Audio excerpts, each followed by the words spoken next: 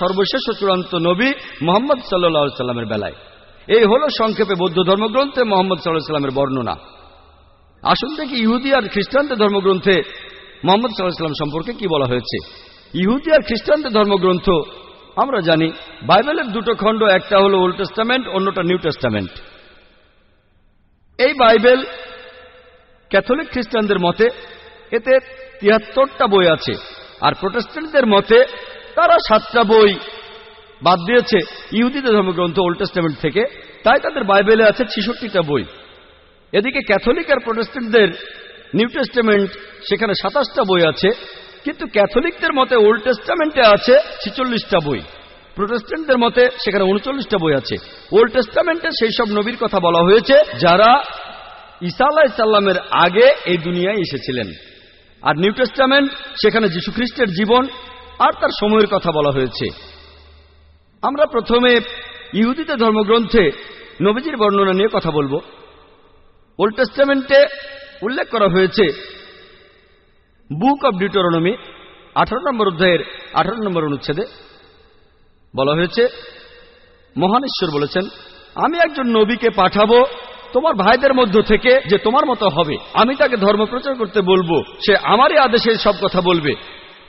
এখানে বলা হয়েছে আমি একজন নবী পাঠাবো তোমার ভাইদের মধ্য থেকে যে তোমার মতো হবে, মুসা আলাইহিস সালামের মতো হবে। আর খ্রিস্টানরা এখানে বলে যে এই কথাগুলো বলা হচ্ছে যীশু খ্রিস্ট বা ঈসা আলাইহিস সালাম সম্পর্কে। তাদের যদি বলি যে এটা কিভাবে যীশু খ্রিস্ট সম্পর্কে বলছে, তারা তখন বলে যে এটা বলা হয়েছে যে নবী আসবেন তিনি মুসা আলাইহিস সালামের মতো হবেন, আর ঈসা আলাইহিস সালাম ছিলেন মুসা আলাইহিস সালামের মতোই। তারপর যদি প্রশ্ন করি তাদের মিলটা কোথায়, তারা তখন বলে যে মুসা আর ঈসা আলাইহিস সালাম তারা দুজনেই আল্লাহর নবী ছিলেন, আর তারা দুজনে ইহুদি। সেজন্য এখানে বলা হয়েছে যিশু আর ঈসা আলাইহিস সালাম সম্পর্কে। এই দুটো ব্যাপার মিলে গেলেই যদি এমনটা দাবি করা হয় যে যীশু খ্রিস্টই হলেন সেই নবী, তিনি ইহুদি ছিলেন আর আল্লাহর নবী ছিলেন, তাহলে বাইবেলে যতজন নবীর কথা আছে মুসা আলাইহিস সালামের পরে সবার ক্ষেত্রে এই কথা খাটে।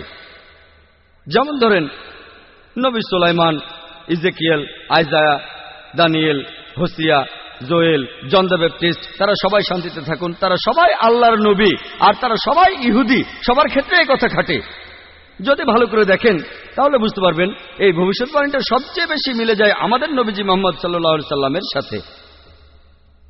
আসুন দেখি ভবিষ্যৎবাণীটা কি বলছে। এখানে বলা হয়েছে আমি একজন নবী পাঠাবো তোমার ভাইদের মধ্য থেকে যে তোমার মতো হবে, মুসা আলাইহিস সালামের মতো হবেন। যদি ভালো করে দেখেন মুসা আর মুহাম্মদ দুজনে শান্তিতে থাকুন, তারা দুজনেই জন্মেছিলেন স্বাভাবিকভাবে। তবে যিশু বা ঈসা আলাইহিস সালাম স্বাভাবিকভাবে জন্মাননি, তিনি কোনো পুরুষের ঔরসজাত হয়ে জন্মাননি।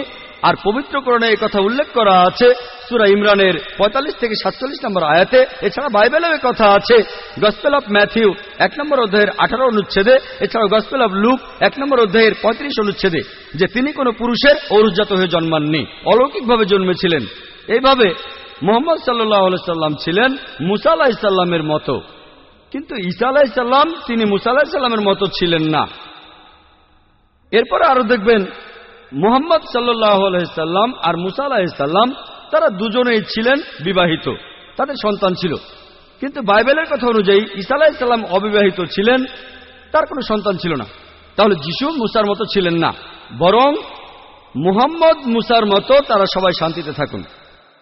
এরপর আপনারা আরো দেখবেন মুসা আলাইহিস সালাম আর মুহাম্মদ সাল্লাল্লাহু আলাইহি সাল্লাম তারা দুজনেই স্বাভাবিকভাবে মারা গেছেন, কিন্তু যিশু বা ঈসা আলাইহিস সালাম স্বাভাবিকভাবে মারা যাননি। পবিত্র কোরআন বলছে, তাই মানি যে আল্লাহ যীশু খ্রিস্টকে তার কাছে তুলে নিয়েছেন। সূরা নিসার 157 ও 158 নম্বর আয়াতে একথা বলা হয়েছে। আমরা মানি তিনি মারা যাননি। আর যদি সঠিকভাবে খ্রিস্টানদের বাইবেল পড়েন তাহলে দেখবেন বাইবেলও বলছে, প্রমাণ করা যায় তিনি মারা যাননি, তিনি ক্রুসিফাইড হননি। কিন্তু খ্রিস্টানরা বিশ্বাস করে যিশু বা ঈসা আলাইহিস সালাম ক্রুশবিদ্ধ হয়ে মারা গেছেন, ক্রুসিফাইড হয়েছিলেন। এই বিষয়টা সম্পর্কে বিস্তারিত জানতে চাইলে আমার ভিডিও ক্যাসেট দেখেন। একটা বিতর্ক, ওয়াজ ক্রাইস্ট ক্রুসিফাইড? তবে তর্কের খাতিরে যদি মেনেও নেই তাদের কথাই ঠিক, তাহলে মানবেন যে যিশু বা ঈসা আলাইহিস সালাম স্বাভাবিকভাবে মারা যাননি। খ্রিস্টানরা যেভাবে বাইবেলের ব্যাখ্যা করে সেটা ভুল। তারপরেও সেটা মানলে এটাও মানবেন যীশু খ্রিস্টের মৃত্যু স্বাভাবিক নয়। আমরা মানি তাকে জীবন্ত তুলে নেওয়া হয়েছে, তাহলে আমরাও মানি তার মৃত্যু স্বাভাবিক নয়। তাহলে দেখছেন ঈসা আলাইহিস সালাম মুসা আলাইহিস সালামের মতো নন, বরং মুহাম্মদ সাল্লাল্লাহু আলাইহি সাল্লাম মুসা আলাইহিস সালামের মতো।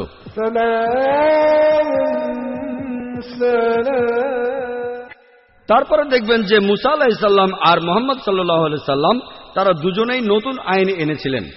তবে বাইবেলের কথা অনুযায়ী যিশু বা ঈসা আলাইহিস সালাম নতুন কোনো আইন আনেননি। বাইবেলের গসপেল অফ ম্যাথিউ 5 নম্বর অধ্যায়ের 17 থেকে 18 অনুচ্ছেদে যিশু বা ঈসা আলাইহিস সালাম বলছেন, ভেবো না যে আমি নবীদের আইন ধ্বংস করতে এসেছি, আমি ধ্বংস করতে আসিনি, পূর্ণ করতে এসেছি। এরপর আরো দেখবেন মুসা আলাইহিস সালাম আর মুহাম্মদ সাল্লাল্লাহু আলাইহি সাল্লাম আল্লাহর নবীর পাশাপাশি তারা পৃথিবীতে রাজা হিসেবে ছিলেন, অর্থাৎ কেউ অপরাধ করলে তারা মৃত্যুদণ্ড দেওয়ার ক্ষমতা রাখতেন, তারা অপরাধী ব্যক্তিদের মৃত্যুদণ্ড দেওয়ার ক্ষমতা রাখতেন। তবে যিশু বা ঈসা আলাইহিস সালাম তার এই ক্ষমতা ছিল না। গসপেল অফ জনের কথা আছে 18 অধ্যায়ের 36 অনুচ্ছেদে যিশু তার নিজের মুখে বলেছেন, আমার রাজত্ব এই পৃথিবীতে নয়। এরপর দেখবেন যে মুসা আর মুহাম্মদ সাল্লাল্লাহু আলাইহি সাল্লাম তাদের দুজনকেই তাদের লোকজনেরা আল্লাহর নবী হিসেবে মেনে নিয়েছিল, বেশিরভাগই।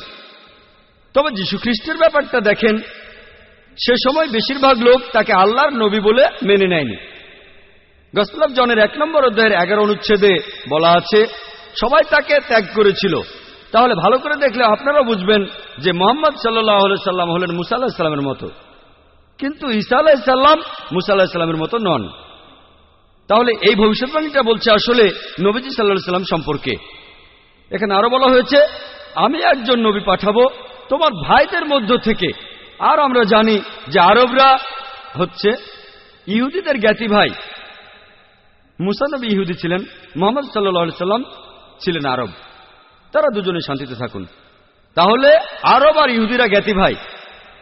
এরপর এখানে আরো বলা হয়েছে, আমি একজন নবী পাঠাবো তোমার ভাইদের মধ্য থেকে, যে হবে তোমার মতো, আর সে আমার কথা মতো ধর্ম প্রচার করবে, সে আমার আদেশ পালন করবে। আমরা জানি যে মুহাম্মদ সাল্লাল্লাহু আলাইহি সাল্লাম আল্লাহ তাআলার কাছ থেকে ওহী পেয়েছিলেন, আর যা শুনেছিলেন সেটাই তিনি প্রচার করেছিলেন, যেন তার মুখ দিয়ে আল্লাহর কথাই বের হচ্ছে, আর আল্লাহর আদেশে তিনি এসব করেছিলেন। তাই এই ভবিষ্যৎবাণীতে আসলে সর্বশেষ নবী মুহাম্মদ সাল্লাল্লাহু আলাইহি সাল্লাম সম্পর্কে বলা হয়েছে। এরপরের অনুচ্ছেদ বলছে, বুক অব ডিউটেরোনমি 18 নম্বর অধ্যায়ের 19 অনুচ্ছেদ বলা হয়েছে যে তোমরা যদি আমার কথা না মানো তাহলে আমি তোমাদের উপরে প্রতিশোধ নেব। তার মানে যারা এই নবীর কথা মানবে না, যে নবী আসবেন অর্থাৎ মুহাম্মদ সাল্লাল্লাহু আলাইহি সাল্লাম, আল্লাহ তাদের উপর প্রতিশোধ নেবেন। এরপর উল্লেখ আছে বুক অব আইজায়া 29 নম্বর অধ্যায়ের 12 নম্বর অনুচ্ছেদে বলা হয়েছে যে আসমানি কিতাব দেয়া হবে তাকে যে শিক্ষিত নয়। কিতাব দেয়া হবে সেই নবীকে যে শিক্ষিত নয়। তাকে যখন বলা হবে এটা পড়ো, আমি প্রার্থনা করছি, সে তখন বলবে আমি পড়তে জানি না। আর আমরা জানি নবীজি সাল্লাল্লাহু আলাইহি সাল্লামের কাছে যখন প্রথম ওহী আসলো, ফেরেশতা জিবরাইল আলাইহিস সালাম তাকে বললেন ইকরা, পড়ো। আমাদের নবীজি মুহাম্মদ সাল্লাল্লাহু আলাইহি সাল্লাম বললেন মা আনা বিকারি, যার অর্থ আমি পড়তে জানি না। এভাবে বুক অব আইজায়ার 29 নম্বর অধ্যায়ের 12 নম্বর অনুচ্ছেদের ভবিষ্যৎবাণীটা সত্যি হলো যে আসমানি কিতাব যে নবীকে দেয়া হলো সে শিক্ষিত নয়। আমরা জানি যে মুহাম্মদ সাল্লাল্লাহু আলাইহি সাল্লাম নিরক্ষর ছিলেন, তিনি ছিলেন উম্মি। আর যখন তাকে বলা হবে পড়ো, তিনি তখন বলবেন আমি পড়তে জানি না। নবীজি সেটাই বলেছিলেন মা আনা বিকারি। এছাড়া ওল্ড টেস্টামেন্টে নবীজি সাল্লাল্লাহু আলাইহি সাল্লামের কথা নাম ধরেও উল্লেখ করা হয়েছে। এটা বলা হয়েছে সং অব সলোমনে 5 নম্বর অধ্যায়ের 16 অনুচ্ছেদে বলা হয়েছে হিব্রুতে হিক্কম আমিত্তাকিম উইকুল্লু মুহাম্মাদিম জেহদুদি ওয়া জেহরাই বাইনা জেরুজালেম, যার অর্থ তার কথা খুব মিষ্টি, সে খুব প্রিয় পাত্র, সে আমার প্রিয়জন, সে আমার বন্ধু, শোনো জেরুজালেমের কন্যারা। মুহাম্মাদিম শব্দটার অনুবাদ করা হয়েছে যে খুব প্রিয় পাত্র। তবে সেমেটিক ভাষায় দেখবেন আরবি বা হিব্রুতে ইম দিয়ে সম্মান বোঝানো হয়। যেমন ধরেন এলো, আল্লাহ এলোহিম, সম্মান দেখানো, তাই মুহাম্মদকে সম্মান দেখাতে বলা হচ্ছে মুহাম্মাদিম, সম্মান দেখাতে এভাবে বলা হয়েছে। তাহলে ওল্ড টেস্টামেন্টে নবীজির নাম ধরেই উল্লেখ করা হয়েছে, কিন্তু এখন যদি পড়েন এটার অনুবাদ করা হয়েছে খুব প্রিয় পাত্র। আসুন এবারে দেখি নিউ টেস্টামেন্টে মুহাম্মদ সাল্লাল্লাহু আলাইহি সাল্লাম সম্পর্কে কি বলা হয়েছে। এখন আমি যদি খ্রিস্টানদের কথা বলি, ওল্ড টেস্টামেন্টে যেসব কথা বলা হয়েছে সেটা তারা মানবে, কারণ এটা তাদের ধর্মগ্রন্থ বাইবেলেরই একটা অংশ। আল্লাহ কোরআনে বলেছেন, সূরা আরাফের 157 নম্বর আয়াতে বলা হয়েছে, তারা অনুসরণ করে নিরক্ষর নবীকে, যার উল্লেখ রয়েছে তাওরাত এবং ইনজিলে। এরপর সূরা সাফের 6 নম্বর আয়াতে উল্লেখ করা হয়েছে, যিশু বা ঈসা আলাইহিস সালাম ইসরায়েলবাসীদের বলছেন, ইসরায়েলের সন্তানদের, আমি আল্লাহর রাসূল হিসেবে তোমাদের কাছে এসেছি। আমার আগে যেসব নবী এসেছেন আমি তাদের সমর্থক, আর সুসংবাদ দিচ্ছি যে একজন নবী আসবেন যার নাম হবে আহমদ। আর নিউ টেস্টামেন্ট পড়লে দেখবেন যে সেখানে নবীজি সাল্লাল্লাহু আলাইহি সাল্লাম সম্পর্কে অনেক ভবিষ্যৎবাণী তখন করা হয়েছিল। এরপর আছে গসপেল অফ জন 14 নম্বর অধ্যায়ের 16 নম্বর অনুচ্ছেদে বলা হয়েছে, যিশু বা ঈসা আলাইহিস সালাম বলছেন, আমি পিতার কাছে প্রার্থনা করব, তিনি সাহায্যকারী পাঠাবেন যে সবসময় তোমাদের সাথেই থাকবে।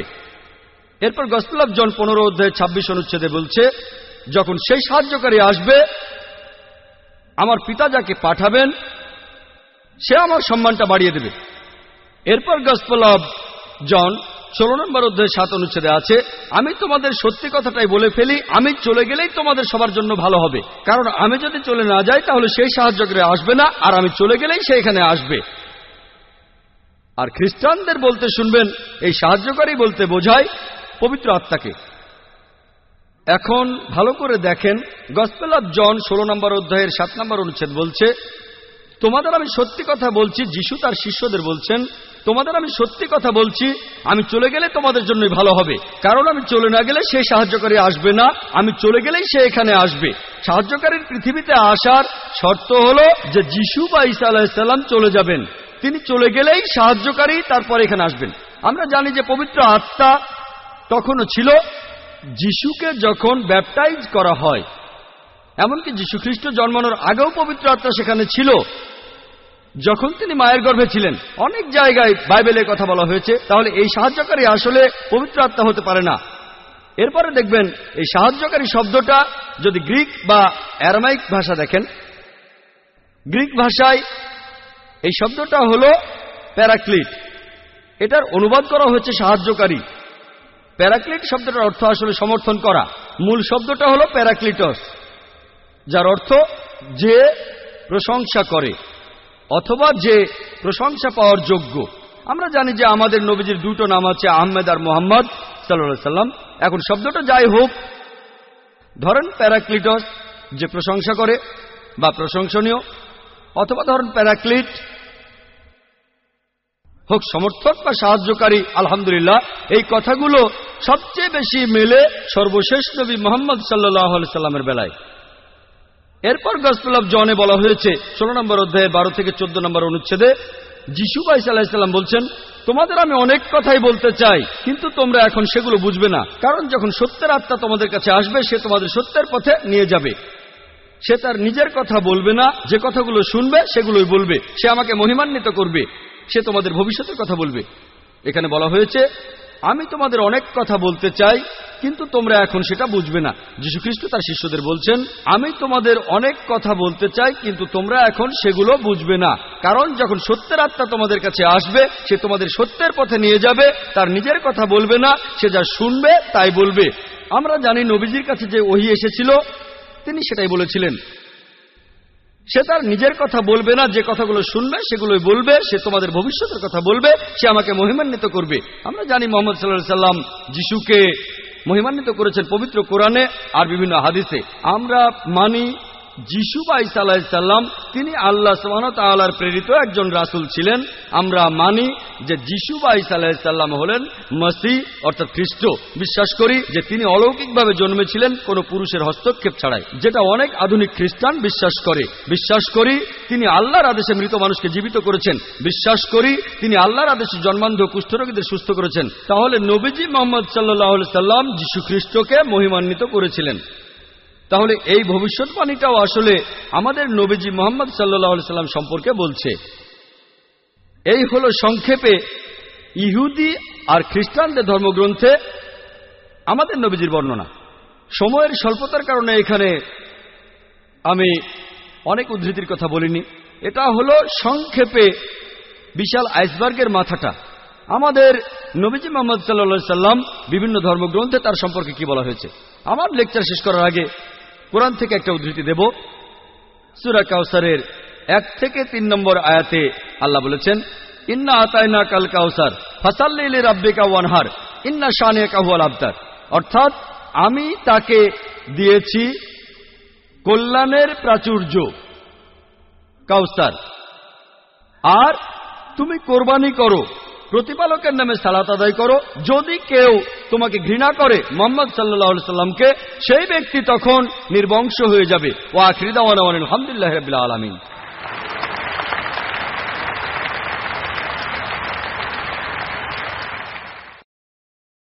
ডক্টর জাকির নায়েক, আমার নাম জেরি থমাস।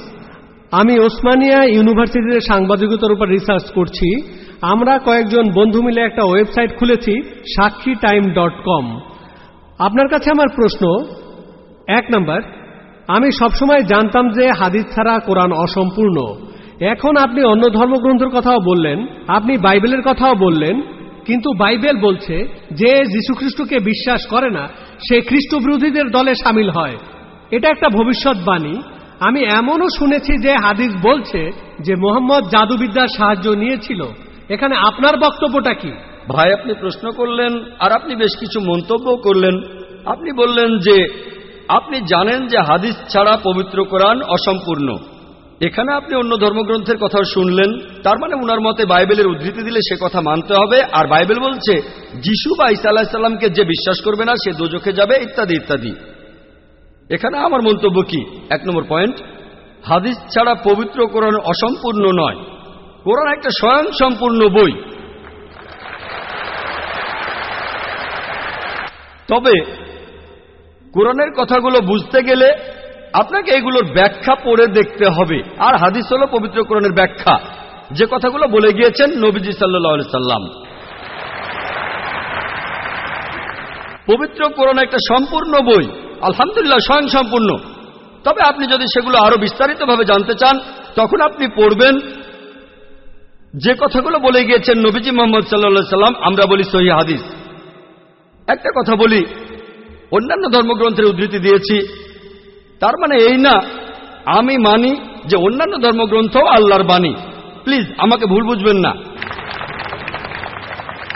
আমি এখানে কোরআনের কথা মতো কাজ করেছি।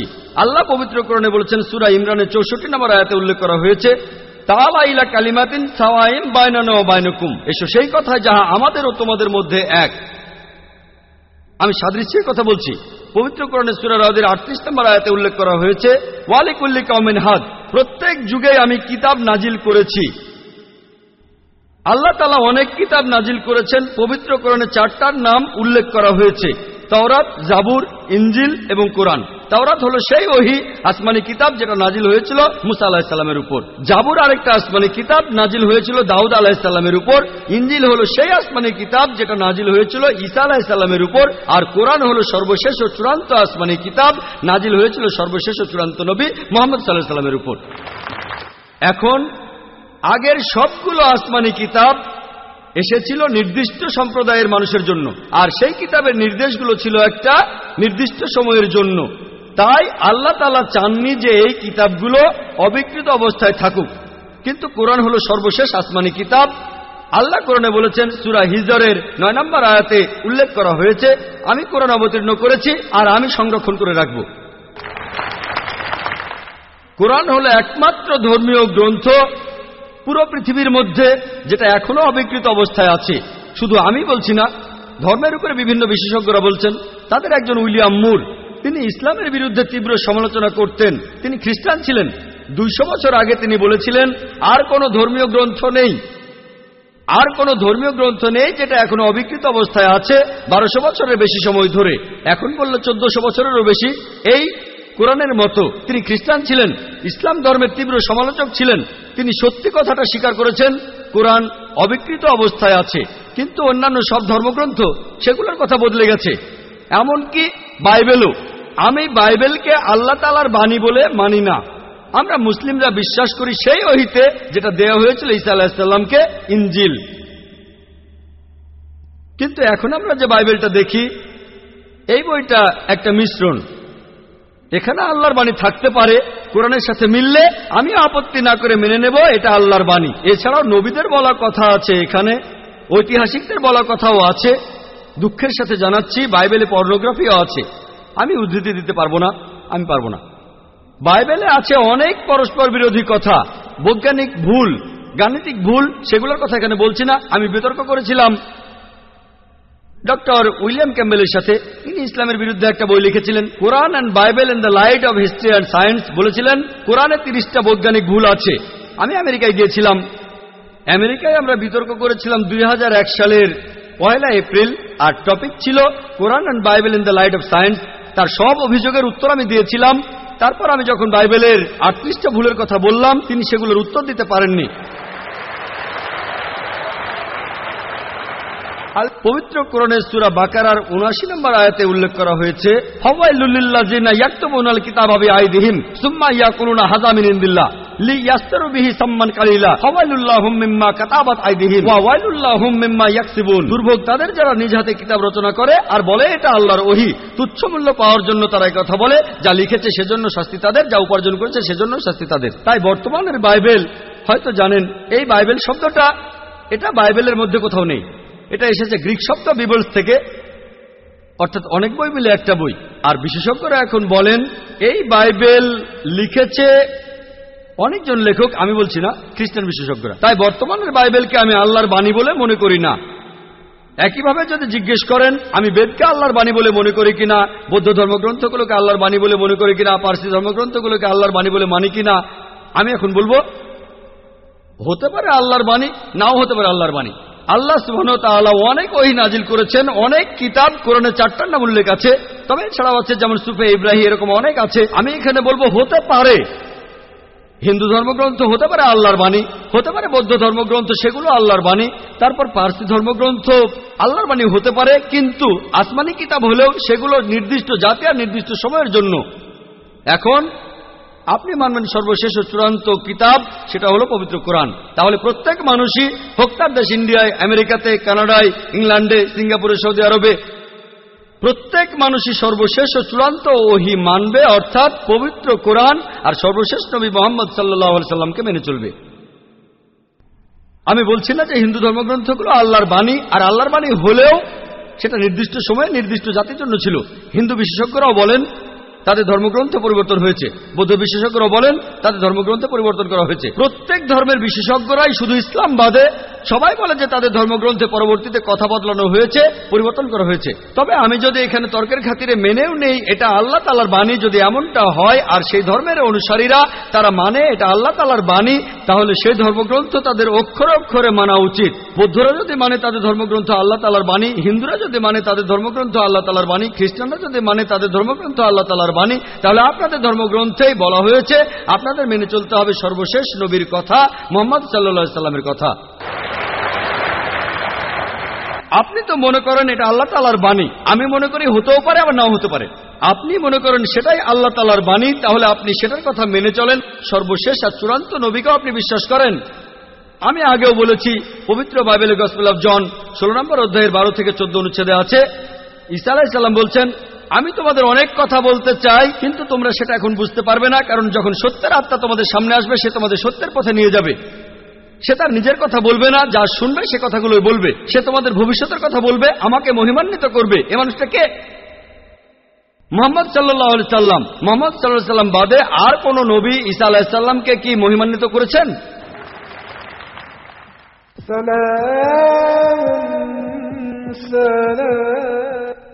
ঠিকই বলেছেন আপনি, যে ঈসা আলাইহিস সালামকে অস্বীকার করবে সে নরকে যাবে। আপনি বললেন এই কথা, আমি আপনার সঙ্গে একমত। সেই মুসলিম আসলে মুসলিম না যে ঈসা আলাইহিস সালামকে বিশ্বাস করে না। আমরা এখানে বলি আলাইহিস সালাম, আপনি শুধু বললেন যিশু। আমি পারি না, আমাকে বলতেই হবে আলাইহিস সালাম যদি ইসলামের প্রতিনিধিত্ব করি।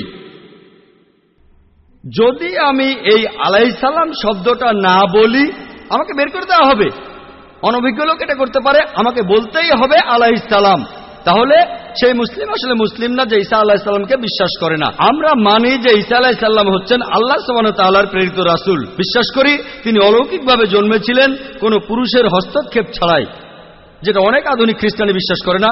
আমরা মানি যে তিনি আল্লাহর আদেশে মৃত মানুষকে জীবিত করেছিলেন, আমরা মানি যে তিনি আল্লাহর আদেশে জন্মান্ধর কুষ্ঠরোগীদের সুস্থ করেছিলেন। মুসলিম আর খ্রিস্টানরা এখানে এক। তবে আমি জানি আপনি কি বোঝাচ্ছেন। আপনি যখন বললেন যীশু খ্রিস্টকে বিশ্বাস করা, তার মানে কি বুঝিয়েছেন? যে তিনি ঈশ্বর, তাই না? ওনার মাইক্রোফোনটা অন করেন। যিশুকে বিশ্বাস করা বলতে কি বোঝাচ্ছেন? নবী হিসেবে বিশ্বাস করা?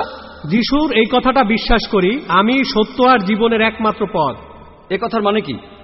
এর মানে যীশু খ্রিস্ট হলেন ঈশ্বর। ভাই এবারে বাইবেলের উদ্ধৃতি দিলেন। জনে আছে এই কথাটা। আমি আপনাকে রেফারেন্সটা বলছি, রেফারেন্সটা আমি বলছি, সমস্যা নেই। রেফারেন্সটা কি? জনের 14 নম্বর অধ্যায়। আপনিই বললেন। অনুচ্ছেদ? আমাকে বাইবেল দেখে বলতে হবে। জনের 14 অধ্যায়ের 16 অনুচ্ছেদ। ঠিক 16 আছে? নম্বর না, 6 নম্বর অনুচ্ছেদ, 16 নম্বর না। সরি মিস্টার নায়েক, আমাকে বাইবেল শেখানো লাগবে না। আমরা আপনার ভুল ব্যাখ্যাগুলো শুনে আমাদের ওয়েবসাইটে সেটার উত্তর দেব। ভালো কথা। ভাই, আপনি উদ্ধৃতি দিচ্ছেন, আপনার ব্যাগে তো বাইবেল আছে, তাই না? ব্যাগ থেকে বাইবেলটা বের করে দেখেন। এটা গসপেল অফ জনের 14 নম্বর অধ্যায় 6 নম্বর অনুচ্ছেদ, 16 নম্বর না।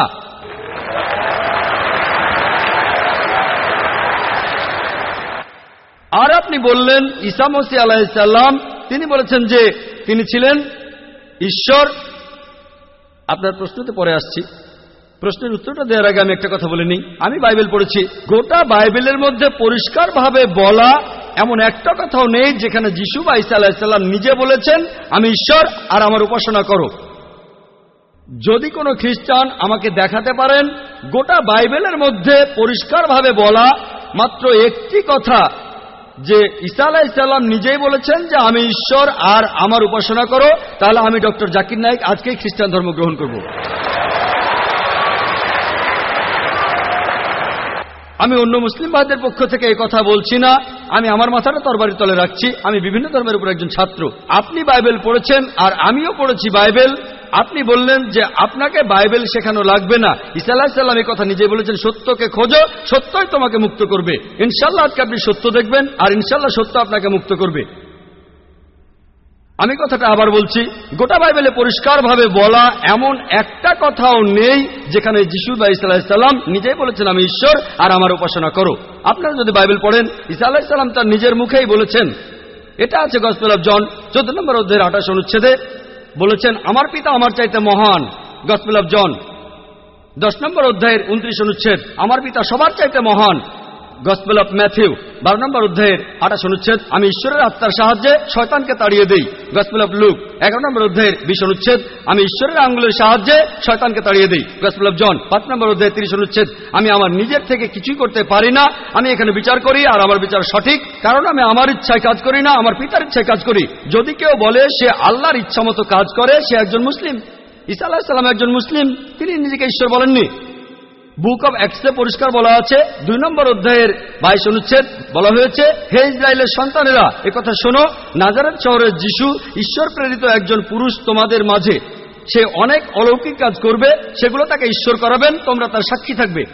ঈশ্বর প্রেরিত একজন পুরুষ তোমাদের মাঝে, সে অনেক অলৌকিক কাজ করে দেখাবে, ঈশ্বর তাকে দিয়ে করাবেন আর তোমরা তার সাক্ষী থাকবে। তাই বাইবেল স্পষ্ট করে বলছে যে ঈসা আলাইহিস সালাম ছিলেন একজন মানুষ, তিনি আল্লাহ তাআলার প্রেরিত একজন রাসূল, কিন্তু আল্লাহ নন।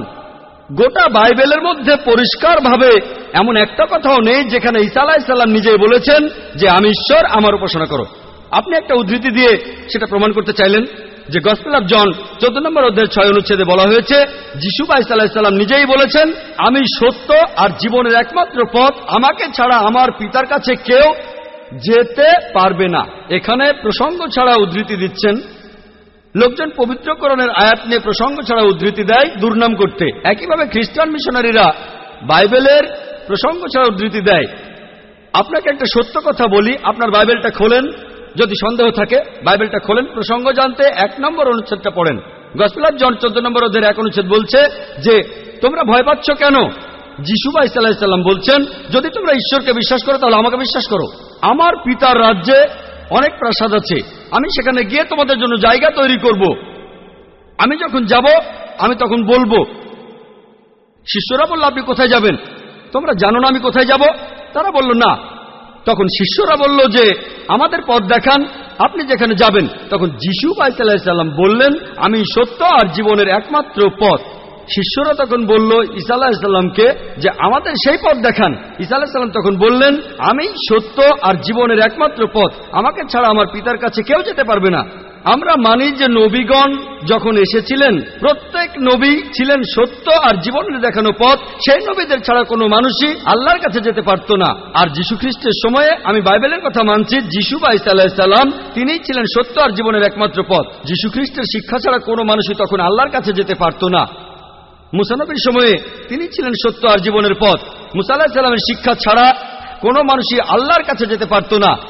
এখন দেখেন, ঈসা আলাইহিস সালাম নিজেই বলেছেন, আমি তোমাদের অনেক কথা বলতে চাই। শিষ্যদের বলছেন, এটা আছে গসপেল অফ জন 16 নম্বর অধ্যায়ের 12 থেকে 14 অনুচ্ছেদে, আমি তোমাদের অনেক কথা বলতে চাই, কিন্তু তোমরা সেগুলো এখন বুঝবে না, কারণ যখন সেই সত্যের আত্মা আসবে সে তোমাদের সত্যের পথে নিয়ে যাবে। সে তার নিজের কথা বলবে না, যা শুনবে সে কথাই বলবে।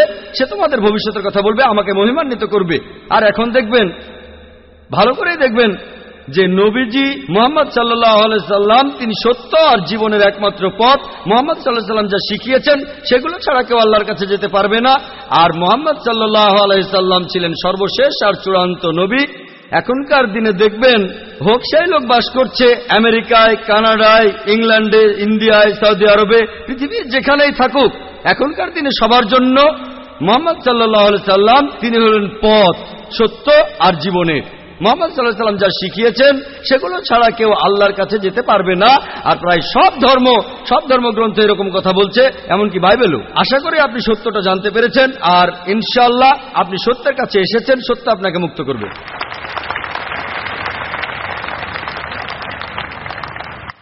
স্যার, আমার নাম এল রবিশঙ্কর শ্রীধর। আমি বর্তমানে বিইডি কলেজের প্রিন্সিপাল হিসেবে আছি। আমি অন্য ধর্মগ্রন্থগুলো পড়েছি, যেমন বাইবেল, কোরআন, হাদিস ইত্যাদি।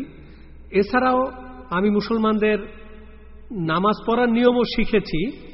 স্যার, একটা হাদিস বলা আছে, নবীজি সাল্লাল্লাহু আলাইহি সাল্লাম এক সিরিয়ানকে বলেছেন যে ধর্ম বদলানোর দরকার নেই, আর তুমি কালিমাও বলো না, তখন প্রয়োজন ছিল।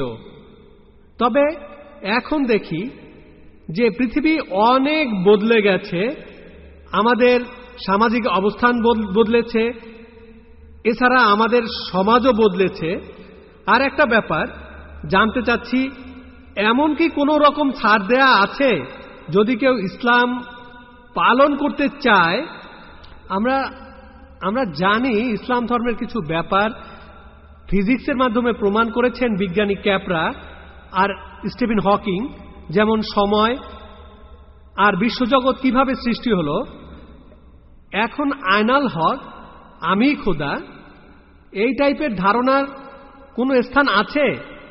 5 ওয়াক্ত নামাজ পড়লাম, ধর্ম মানলাম, এরপর আমরা অন্য সময় কি বলতে পারি যে আয়নাল হক? এটা কি মানতে পারি? আর ভাই প্লিজ একবারে একটা প্রশ্ন করেন, হাতে সময় কম, এই প্রশ্নটার উত্তর দেই। প্রশ্ন করার জন্য অনেকে দাঁড়িয়ে আছেন। ভাই, আপনি প্রশ্ন করলেন যে তিনি একটা হাদিস জানেন যেখানে নবীজি এক সিরিয়ানকে তার ধর্ম বদলাতে বারণ করলেন। বলেন। যে তুমি বলবে না লা ইলাহা ইল্লাল্লাহ বাজারের মধ্যে, তাকে মারা হতো। ভাই, আপনি বললেন যে নবীজি এক লোককে বাজারের মধ্যে লা ইলাহা ইল্লাল্লাহ বলতে বারণ করেছেন, না হলে তাকে মারা হতো। আমি জানি না আপনি কোন হাদিসের কথা বলছেন। একটা হাদিস বলছে জোরে আল্লাহু আকবার বলো না, লা ইলাহা ইল্লাল্লাহ না। এটা বলা হয়েছিল কারণ যুদ্ধের সময় তারা লুকিয়ে আছে আর শত্রু আসছে, তখন জোরে আল্লাহু আকবার বলো না, কারণ তাহলে শত্রুরা টের পেয়ে যাবে। বাজারের মধ্যে না, যুদ্ধের ময়দানে। আরেকটা হাদিস বলছে জোরে বলো যাতে অন্যান্য মুসলিমরা উৎসাহিত হয়, তাই পরিস্থিতির উপর নির্ভর করে। নবীজি একবার বলেছেন যুদ্ধের ময়দানে বলো আল্লাহু আকবার, এতে মুসলিমদের সাহস বাড়বে। কিন্তু অন্য সময়ে যখন লুকিয়ে আছেন তখন জোরে বললে শত্রুরা টের পাবে। তাই এক এক পরিস্থিতিতে এক এক রকম কাজ।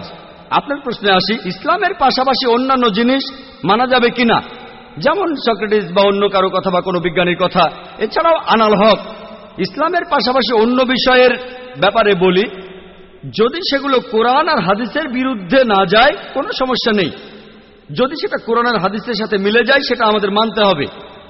সেটা হতে পারে যে কোনো বিষয়, হোক বিজ্ঞান, ভূগোল বা ইতিহাস, হোক হিন্দুইজম, খ্রিস্টান ধর্ম, ইহুদি ধর্ম, যদি সেটা পবিত্র কোরআনে উল্লেখ করা থাকে তাহলে সেটা আমাদের মানা ফরজ। যদি সেই কথাটার উল্লেখ কোরআনে না থাকে আর কোরআনের বিরুদ্ধে না যায় সেটা মানতে পারেন মুবাহ, ঐচ্ছিক। কিন্তু যদি সেই কথাটা কোরআনের বিরুদ্ধে যায় সেটা হারাম, সেটা নিষিদ্ধ। এই তিনটা হতে পারে, তিনটা ফলাফল পাবেন। আপনি বললেন যে ইসলাম তাওহীদে বিশ্বাস করে, 5 ওয়াক্ত নামাজ। ইসলাম আনাল হকে বিশ্বাস করে কিনা? আনাল হক নিজেকে আল্লাহ দাবি করা এটা শিরক, এটা তাওহীদের বিরুদ্ধে যায়। এটা বলতে পারেন না যে আপনি তাওহীদও মানেন আবার একাধিক ঈশ্বরও বিশ্বাস করেন। আপনি তাওহীদ মানেন আবার বলছেন আমি আল্লাহ, দুটো আসলে বিপরীত। যদি কেউ এমনটা বিশ্বাস করে যে সে আল্লাহর একটা অংশ, সে তাওহীদ মানতে পারে না, সে মুসলিম নয়। দুটো বিপরীত জিনিস। কিন্তু অন্য ব্যাপার কোরআনের সাথে মিললে সমস্যা নেই, আর কোরআনের বিরুদ্ধে না গেলে সমস্যা নেই। আশা করি উত্তরটা পেয়েছেন। এবারের প্রশ্ন মহিলাদের মধ্য থেকে। কোনো অমুসলিম বোন প্রশ্ন করতে চাইলে তিনি মাইকের সামনে এসে প্রশ্ন করতে পারেন। গুড ইভিনিং স্যার, আমি পেশায় একজন শিক্ষিকা। এছাড়াও আমি ইসলাম ও অন্যান্য ধর্ম নিয়ে রিসার্চ করি। আপনার নামটা কি জানতে পারি? আমি নীলিমা। আপনার লেকচারের জন্য অসংখ্য ধন্যবাদ। তবে আমি কিছু ব্যাপারে একটু জানতে চাই। যেমন আপনি ভবিষ্যৎ পুরাণের কথা বললেন, 3য় খণ্ডের 3য় অধ্যায় 5 থেকে 8 নম্বর শ্লোক। আমি আপনাকে আরেকটা ব্যাপার জানিয়ে রাখি যে হয়তো আপনিও এটা জানেন। ধরেন ঈশ্বর যে নবীকে পৃথিবীতে পাঠান, সেই নবী তার উদ্দেশ্যে বলা ভবিষ্যৎবাণীগুলো পূরণ করবেন। যদি সেই নবী অর্ধেক বা তার কম ভবিষ্যৎবাণী পূরণ করেন তাহলে তাকে নবী বলা যাবে না। এটা একটা সাধারণ যুক্তির ব্যাপার। এবারে ভবিষ্য পুরাণের কথা বলি। আপনি সেই ম্লেচ্ছ নেতার কথা বললেন আর বললেন তিনি নবী মোহাম্মদ ছাড়া আর কেউ নন। আচ্ছা, আমি আপনার কথার প্রথম অংশটা মেনে নিচ্ছি, কিন্তু পরের অংশটা আপনি ব্যাখ্যা করে বলেননি। এখন আপনাকে বলি, ম্লেচ্ছ একটা সংস্কৃত শব্দ, আর সংস্কৃত ডিকশনারি অনুযায়ী ম্লেচ্ছ শব্দটার অর্থ অনার্য অথবা পাপী অথবা খারাপ লোক। ম্লেচ্ছ শব্দটার এই 3টা অর্থ হয়। তাহলে কি বলা যায় মোহাম্মদ ছিল পাপী অথবা খারাপ লোক? আরেকটা ব্যাপার হলো এই ভবিষ্যৎবাণীর দ্বিতীয় শর্তটা, সেটা হলো তিনি একটা মরুস্থলে জন্মাবেন। মরুস্থল এর অর্থ মৃতদের স্থান, কারণ মরু শব্দটা এসেছে সংস্কৃত মৃ থেকে, যার অর্থ মৃত্যু। তাই এখানে অবশ্যই আরবের মরুভূমির কথা বলা হচ্ছে না, কারণ সেটা ছিল অনুর্বর ভূমি আর যুদ্ধক্ষেত্র। এরপরে আমি 3 নম্বর পয়েন্টে আসছি। এই ভবিষ্যৎবাণীতে বলা হয়েছে যে এই ম্লেচ্ছ নেতা তিনি গোসল করেন পঞ্চগাভিয়া আর গঙ্গা নদীতে। আর এটা আমরা সবাই জানি যে গঙ্গা নদী, এই নদীটা আরবে নয়, গঙ্গা নদী রয়েছে ইন্ডিয়ায়। এটা পৃথিবীর সবাই জানে। এবার পঞ্চগাভিয়ায় গোসল করা সম্পর্কে বলি। পঞ্চগাভিয়া মানে গরু থেকে উৎপন্ন 5টা উপাদান। এই উপাদানগুলো হলো দুধ, দই, ঘি, প্রস্রাব, গোবর। এখন ভবিষ্যৎবাণীটাকে সত্যি হতে গেলে এই কথাটাও তাহলে সত্যি হতে হবে। আপনি কি আমাকে পবিত্র কোরআনের এমন কোন আয়াত দেখাতে পারেন যেখানে বলা আছে যে মোহাম্মদ গোসল করেছিল গঙ্গার জলে বা সেই 5টা উপাদান দিয়ে, অর্থাৎ দুধ, দই, ঘি, প্রস্রাব আর গোবর? তাহলে আজকে ইসলাম গ্রহণ করব। Thank you sir. বোন, আপনি ঠিক বলেছেন যে ভবিষ্যৎবাণীর কথা বলা হচ্ছে, যদি তার অর্ধেকের বেশি পূরণ না হয় তাহলে ভবিষ্যৎবাণী ভুল। আমি একমত বোন, আপনার সঙ্গে একমত। আমি আপনার 3টি প্রশ্নের উত্তর দেব, দেখা যাক আজকে আপনি ইসলাম গ্রহণ করেন কিনা।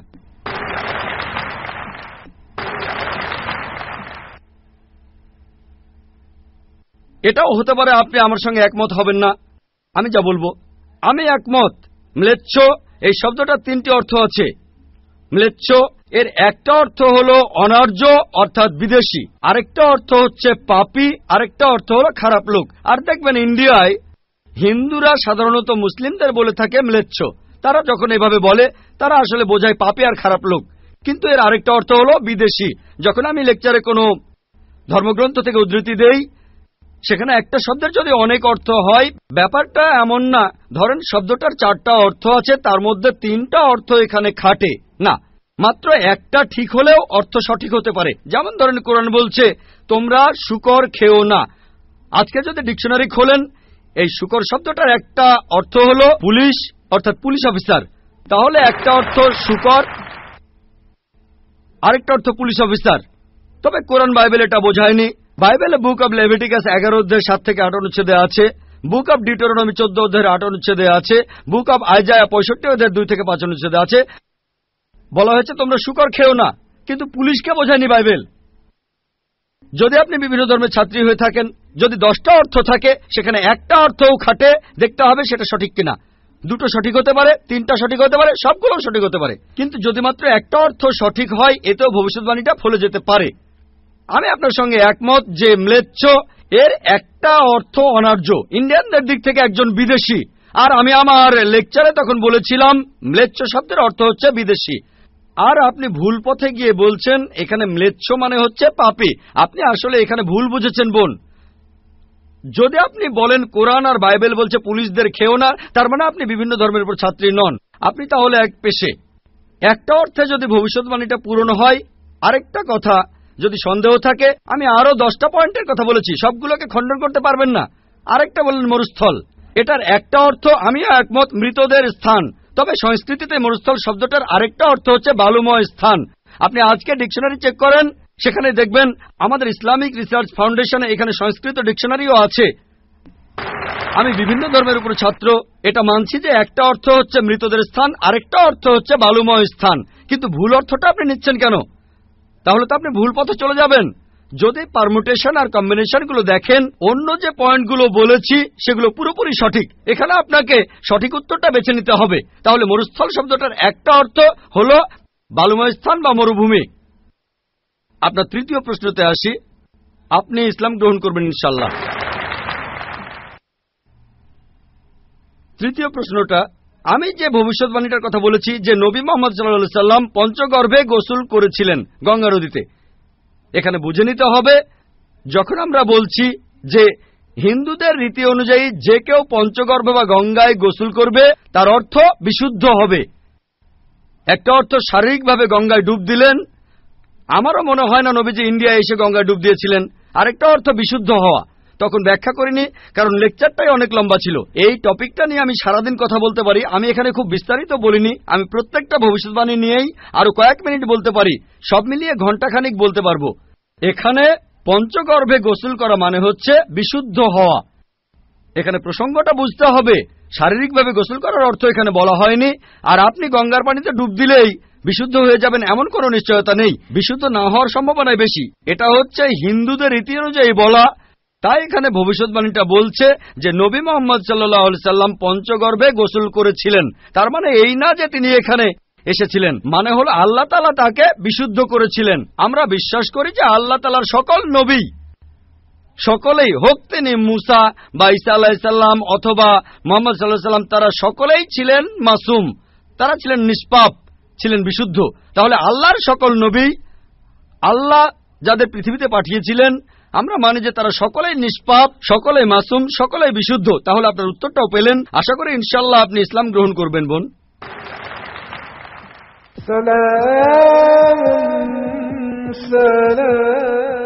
এবারের প্রশ্ন আমার বাম দিকের মাইক থেকে।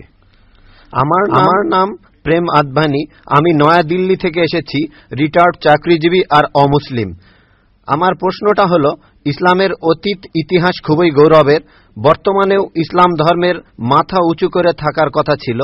আমার মনে হয় মুসলিমদের কাজকর্মের মধ্যে স্বচ্ছতা থাকা উচিত। অন্য সব মানুষকেও তাদের জানতে দেওয়া উচিত যে তারা কি কি কাজ করেছে বিভিন্ন মাদ্রাসা আর মসজিদ ইত্যাদি জায়গায়, যাতে করে মানুষজন জানতে পারে যে এসব জায়গায় কি হচ্ছে।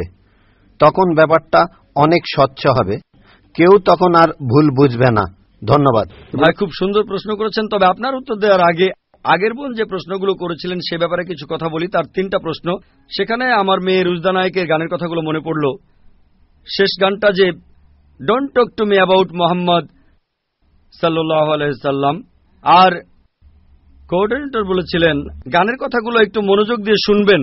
আপনারা যদি কথাগুলো শুনে থাকেন, এটা নবীজি সাল্লাল্লাহু আলাইহি সাল্লামের একটা সিরাত যে একদিন মুহাম্মদ সাল্লাল্লাহু আলাইহি ওয়াসাল্লাম হেঁটে যাচ্ছিলেন, তখন এক পথচারীর সঙ্গে তার দেখা হলো। সে নবীজির বিরুদ্ধে কথা বলতে লাগলো, ও এই নবী মোহাম্মদ খুবই খারাপ লোক, তার সঙ্গে কথা বলো না। সে কিন্তু মুহাম্মদ সাল্লাল্লাহু আলাইহি ওয়াসাল্লামের সঙ্গে কথা বলছে, সে জানে না ওই লোকটাই মুহাম্মদ সাল্লাল্লাহু আলাইহি ওয়াসাল্লাম।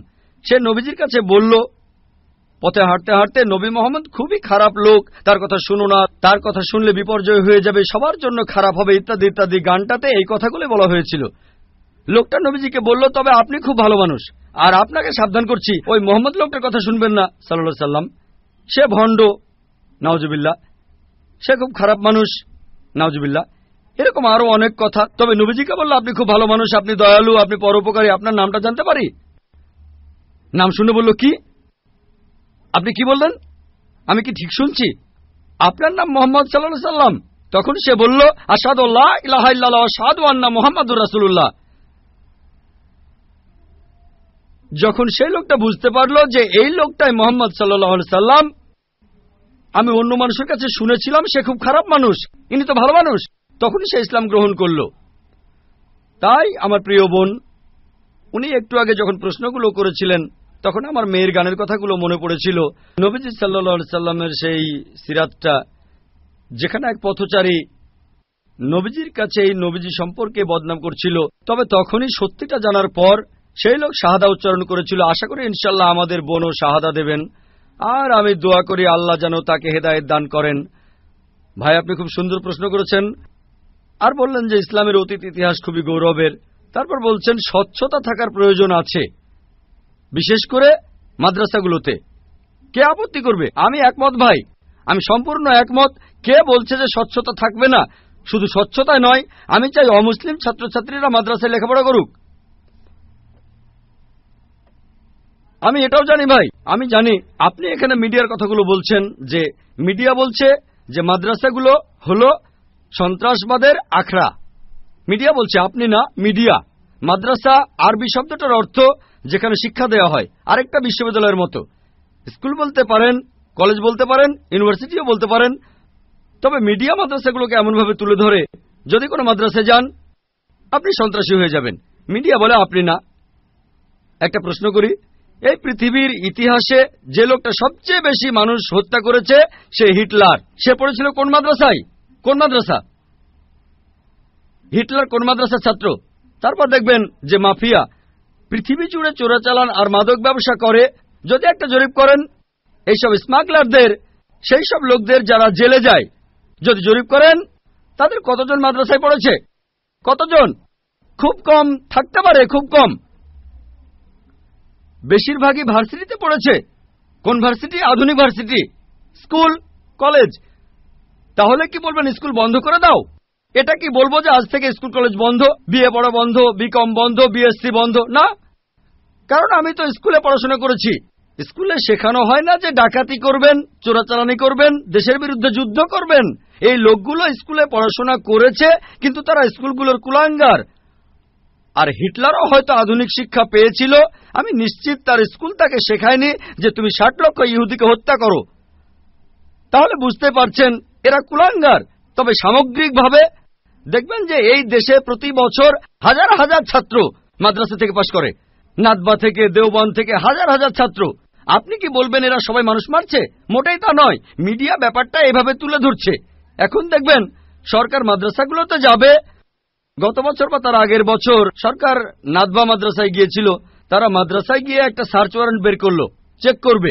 কি চেক করবে? আর আলী মিয়া নাদভি রহমতুল্লাহ বললেন, ঠিক আছে আপনারা চেক করেন। তারা সেখানে কিছুই পায়নি। এখন হঠাৎ করে একদিন লাখে একবার, হাজারবারের মধ্যে একবার, কোটিবারের মধ্যে একবার হতে পারে সে মাদ্রাসা থেকে পাশ করার পরে কেউ বিপথে চলে গেছে। তার মানে এই না মাদ্রাসা সন্ত্রাস শেখায়। বরং দেখবেন যে সেই সব লোক যারা স্কুল থেকে পাশ করার পরে আধুনিক শিক্ষা ব্যবস্থায় কলেজে পড়ে, ইউনিভার্সিটিতে পড়ে, যেখান থেকে সার্টিফিকেট পায়, বিএ, বিকম, ইঞ্জিনিয়ার, ডাক্তার, এরাই তুলনামূলকভাবে বেশি অন্যায় অপরাধ করে থাকে। আপনি যদি স্বচ্ছতার কথা বলেন, আমিও একমত। কোন মাদ্রাসায় কথা বলবে না যে আপনারা এখানে চেক করবেন না। আমাদের মাদ্রাসাগুলো উন্মুক্ত, আমাদের স্কুলে আমরা শেখাই, মাশাআল্লাহ, বিভিন্ন ধর্মের উপর শিক্ষা দেই। আমার ছাত্ররা আমার স্কুলের, তারা সাধারণ হিন্দুদের চাইতে হিন্দু ধর্ম সম্পর্কে বেশি জানে, খ্রিস্টান ধর্ম সম্পর্কে বেশি জানে সাধারণ খ্রিস্টানদের চাইতে, ইসলাম ধর্ম সম্পর্কে বেশি জানে সাধারণ মুসলিমদের চাইতে, কারণ এখানে সব ধর্মের উপর গুরুত্ব দেওয়া হয়। তাহলে ভাই আপনি যদি স্বচ্ছতার কথা বলেন, আমি একমত, আপনার সঙ্গে আছি।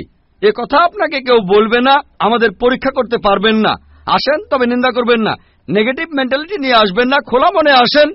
কে জানে আল্লাহ হয়তো আপনাকে হিদায়াত করবেন, হয়তো সত্যিটা জানতে পারবেন। হ্যাঁ ভাই, আমি এখানে যেটা বলতে চাচ্ছি যে অমুসলিমরা তারা মাদ্রাসায় এসে নিজের চোখে দেখে যাবে, আমি স্বচ্ছতা বলতে এটাই বোঝাতে চেয়েছি, যাতে করে মানুষের মনে কোনো সন্দেহ না থাকে যে মাদ্রাসায় খারাপ কাজ হচ্ছে, সন্ত্রাসী বানানো হচ্ছে। ভাই খুব সুন্দর প্রশ্ন করেছেন। মাদ্রাসাগুলোকে স্বচ্ছ বানাবো যাতে অমুসলিমরা এসে পড়তে পারে। ভাই প্রথমে আমন্ত্রণ জানাচ্ছি আপনাকে, আপনার ছেলে মেয়েদের আইআরএফে আসেন, আমি আপনাকে আমন্ত্রণ জানাচ্ছি। আর ইসলামিক রিসার্চ ফাউন্ডেশনে একটা লাইব্রেরি আছে, এই লাইব্রেরিটা গোটা ইন্ডিয়ার মধ্যে বিভিন্ন ধর্মগ্রন্থের সংগ্রহের দিক থেকে একটা প্রথম শ্রেণীর লাইব্রেরি। আমাদের লাইব্রেরিতে 200-রও বেশি আলাদা আলাদা বাইবেল আছে, বাইবেলের 50টা এডিশন আছে, শুধু ভগবত গীতার অনুবাদে আছে 50টা, বেদের অনেকগুলো অনুবাদ আছে, ঋগ্বেদ, যজুর্বেদ, অথর্ববেদ। হয়তো সরকারি লাইব্রেরিতেও এতগুলো বই পাবেন না, হতে পারে আপনার ধর্মীয় প্রতিষ্ঠানের লাইব্রেরিতেও এই বইগুলো পাবেন না। আমরা উৎসাহ দেই, পড়েন আর সত্যের পথে আসেন। আর অন্যদের কথা বাদ দেন, আমি আমন্ত্রণ জানাচ্ছি আপনাকে, আপনার ছেলে মেয়েদের, আপনাদের প্লেনের টিকিটটাও দিয়ে দেব ফ্রি। আইআরএফে আসেন, আপনাকে আমরা স্বাগত জানাবো। পড়েন, তাহলে সত্যটা জানতে পারবো একসাথে ইনশাআল্লাহ। মাইক্রোফোনটা কি অন করবেন ভাই? আপনাকে অনেক ধন্যবাদ, আমার কথাগুলো আপনি খোলা মনে গ্রহণ করেছেন। আমি চেষ্টা করব যাতে আপনার আমন্ত্রণটা রাখতে পারি। জি, ঠিকানাটা দিয়ে যান, প্লেনের টিকিট পাঠিয়ে দেবো ইনশাআল্লাহ। এবারে প্রশ্ন করা হচ্ছে মহিলাদের মধ্য থেকে। কোন অমুসলিম বোন মাইকের সামনে এসে প্রশ্ন করবেন প্লিজ। আদাব ডক্টর জাকির নায়েক স্যার, আমার নাম ভেঙ্কটাচামা। আমি গত কয়েক বছর ধরে এক মুসলিম মহিলার সাথে আছি। আমার প্রশ্নটা হলো, সবাই বলে কোনো ধর্মই খারাপ কথা বলে না, কিন্তু মুসলিমরা কেন অন্য ধর্মের লোকদের ইসলাম গ্রহণ করতে বলে? বোন, আপনি বললেন যে আপনি একটা মুসলিম পরিবারের সঙ্গে থাকেন অনেক বছর ধরে, তারপর বললেন যে সব ধর্মে ভালো সব কথা থাকে, কিন্তু মুসলিমরা আমাকে ইসলাম গ্রহণ করতে বলে কেন? পয়েন্ট নাম্বার 1, অন্য যেসব ধর্ম আছে সেগুলো যা বলে তার বেশিরভাগ কথাই ভালো, তবে ইসলাম ভালো কথা বলার পাশাপাশি আপনাকে দেখাবে কিভাবে সেটা অর্জন করতে হয়। আমি উদাহরণও দিয়েছি, সব ধর্মই বলে চুরি করো না, ইসলাম একই কথা বলে, তবে ইসলাম দেখিয়ে দেয় কিভাবে সেই অবস্থানে যাবেন যেখানে কেউ চুরি করে না।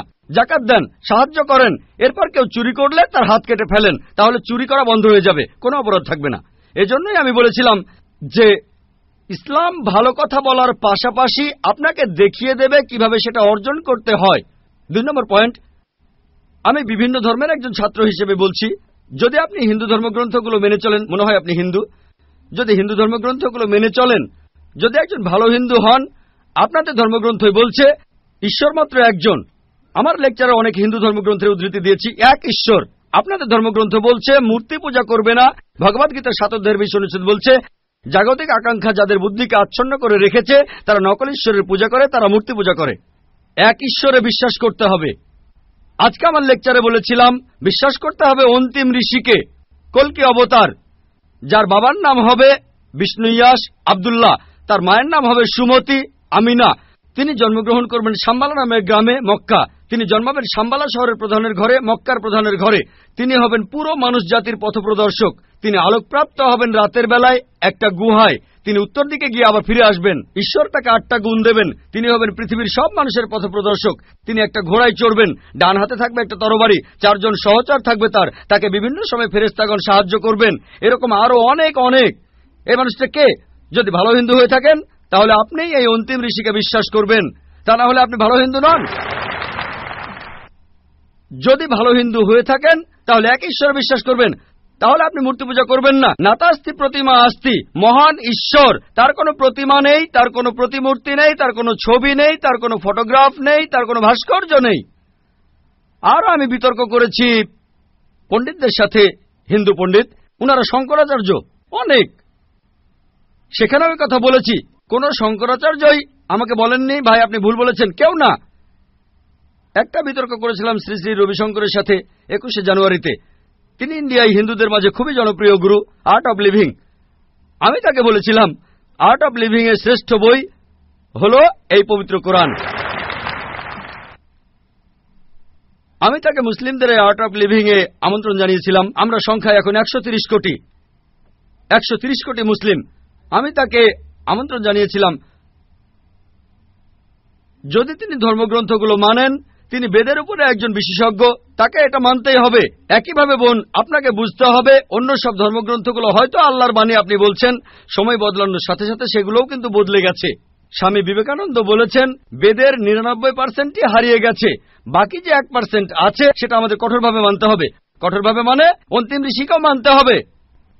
তাহলে কঠোরভাবে মানলে আপনি মুহাম্মদ সাল্লাল্লাহু আলাইহি ওয়াসাল্লামকেও মানবেন, আপনি কোরআনকেও মানবেন। আর আমি আপনাকে এখানে আমন্ত্রণ জানাচ্ছি, এই শান্তির ধর্মে আমন্ত্রণ জানাচ্ছি, যাতে করে আপনি আল্লাহর কাছাকাছি আসতে পারেন।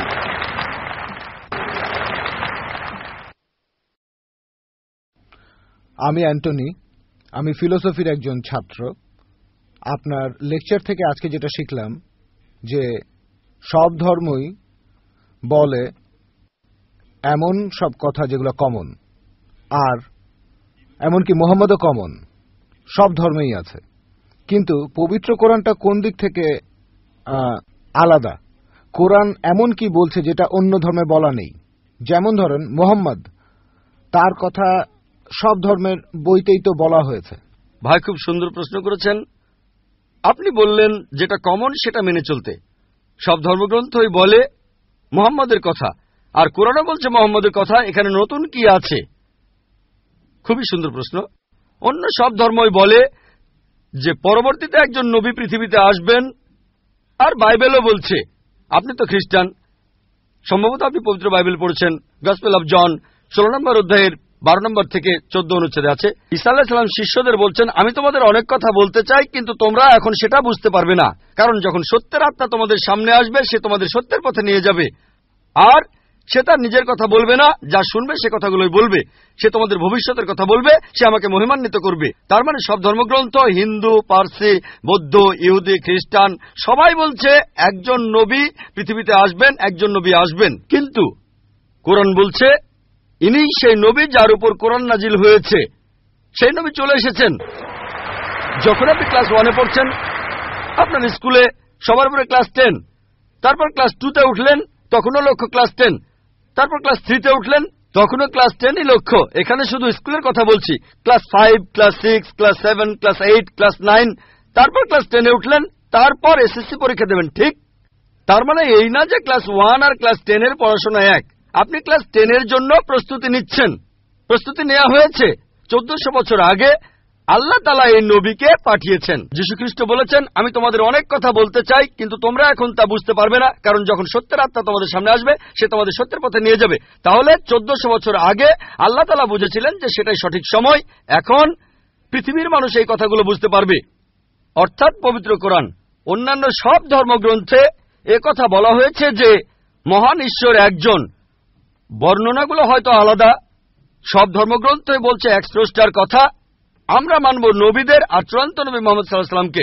সারমর্মটা হচ্ছে একই, বর্ণনাগুলো হয়তো আলাদা। আর পবিত্র কোরআনে সূরা মাইদা 3 নম্বর আয়াতে বলা হয়েছে, আজ এই দিনে আমি তোমাদের দিন পূর্ণাঙ্গ করলাম, তোমাদের দিন মনোনীত করলাম ইসলাম, তোমাদের প্রতি আমার অনুগ্রহ সম্পূর্ণ করলাম পুরো মানুষ জাতির জন্য। পবিত্র কোরআন নাজিল হওয়ার পর নতুন কিছু যোগ করা যাবে না, কোনো কিছু বাদ দেওয়া যাবে না। আমি এই কথা আগেও বলেছি। আপনারা তো বলেন ওল্ড টেস্টামেন্ট আর নিউ টেস্টামেন্ট, পবিত্র কোরআন হলো লাস্ট টেস্টামেন্ট। তাহলে পার্থক্যটা হলো এই পবিত্র কোরআন হলো শেষ কিতাব, আল্লাহ তাআলার নাজিলকৃত লাস্ট টেস্টামেন্ট। আপনারা বলেন ওল্ড টেস্টামেন্ট আর নিউ টেস্টামেন্ট, পবিত্র কোরআন হলো লাস্ট টেস্টামেন্ট। অন্য সব ধর্মগ্রন্থ সেগুলো বলছে একটা বইয়ের কথা, পবিত্র কোরআন। মুহাম্মদ সাল্লাল্লাহু আলাইহি সাল্লামের ক্ষেত্রে একই কথা। অন্য ধর্মগ্রন্থ বলে যে নবী মুহাম্মদ আসবেন। ইসলাম আমাদের শেখায় আল্লাহ নবীর কাছে যে কিতাব নাজিল করেছেন আর আমাদের নবীজির হাদিসের মাধ্যমে, এটাই হলো চূড়ান্ত ধর্ম পুরো মানুষ জাতির জন্য। আদম আলাইহিস সালাম থেকে প্রথম মানুষটা থেকে শেষ দিন পর্যন্ত এখনো আছে, শেষ পর্যন্ত থাকবে। অন্য সব ধর্মই বলছে এক ঈশ্বরের কথা, বলছে যে শেষ নবী আসবেন। আপনাকে এটা মানতে হবে। এটা মানতে হবে, প্রয়োগ করতে হবে, তাহলে সত্যিকারের খ্রিস্টান হতে পারবেন। সেজন্য আমি বলি, ইসলাম আর খ্রিস্টান ধর্মের সাদৃশ্যের উপর আমি একটা লেকচার দিয়েছিলাম, সেখানে প্রমাণ করেছি যে মুসলিমরা আমরা খ্রিস্টানদের চাইতে অনেক বেশি খ্রিস্টান। খেয়াল করে দেখবেন, আমরা যীশু খ্রিস্টকে সাধারণ খ্রিস্টান